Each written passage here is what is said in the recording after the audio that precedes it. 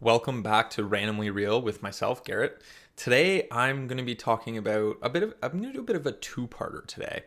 I want to talk about the new Spider-Man Homecoming, and I went and saw it at Cineplex in the D-Box, which just sounds so weird to say. Not trying to have a mind in the gutter kind of thing, but first we'll talk about Spider-Man Homecoming. I want to say I'm a huge Spider-Man fan. I loved the series with Tobey Maguire, other than the third was a little disappointing. Andrew Garfield, I didn't actually mind him. I didn't really like that they did the reboot with the origin story again.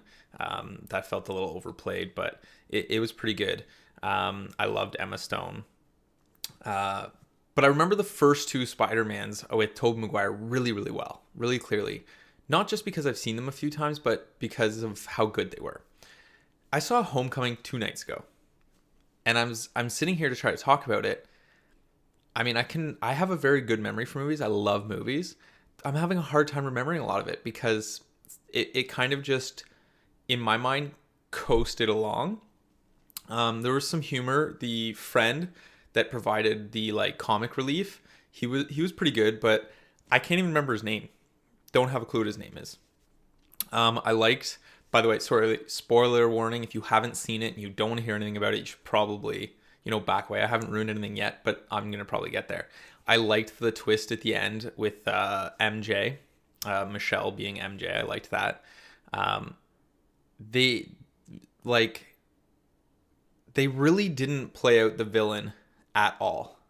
There was not enough regarding the Vulcan or Vulture, pardon me. See, that's 99% sure it's Vulture. I want to Google. That's how little, I don't even think they gave him a name in the movie.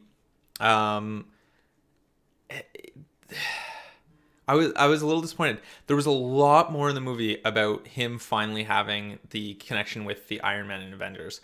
Personally, I'd say half the movie was about it being Avenger related, and the other half was it being a Spider-Man movie. Now, I loved, Robert Downey Jr. was amazing in it.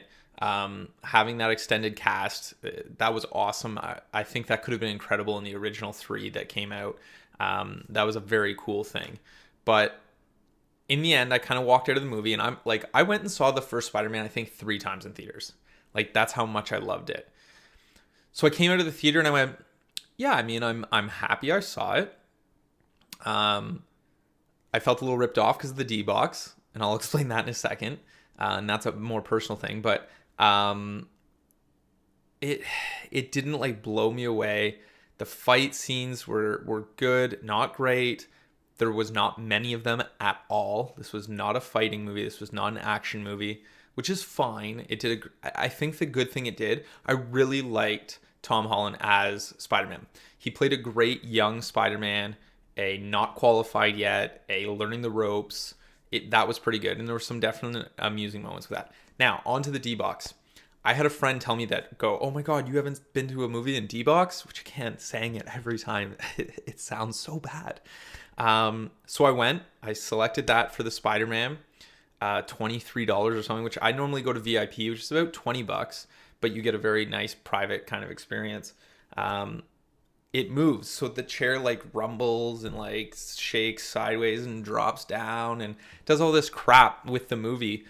Holy shit, when you have ADHD, it is the most distracting thing in the world. I ended up turning mine off. I turned my chair off maybe 30 minutes into it. I think there were 3 moments where I really enjoyed it, where the camera was panning down and into something and my chair kind of sunk down in with it. That subtlety, really enjoyed. Or when big hits were happening, I didn't mind that so much when it did a little vibration because it felt right. But it was doing it so much to try to say, you paid for the D-Box. We're going to give you the D-Box Experience. No, subtlety.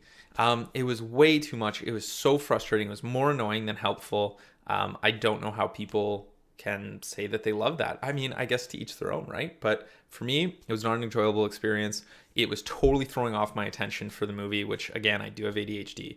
But yeah, overall, I did enjoy the movie. I will probably buy it, but it is not among my favorite. I would probably actually put first and second Spider-Man, and then, first and second of the original series, Oh, we're at 5 minutes now. So, and then we'll just go maybe Andrew Garfield's first one and then this one. So it's a descending tier list. Anyways, everyone, thanks for watching Randomly Real, and I'll have another video for you guys tomorrow. Have an awesome day.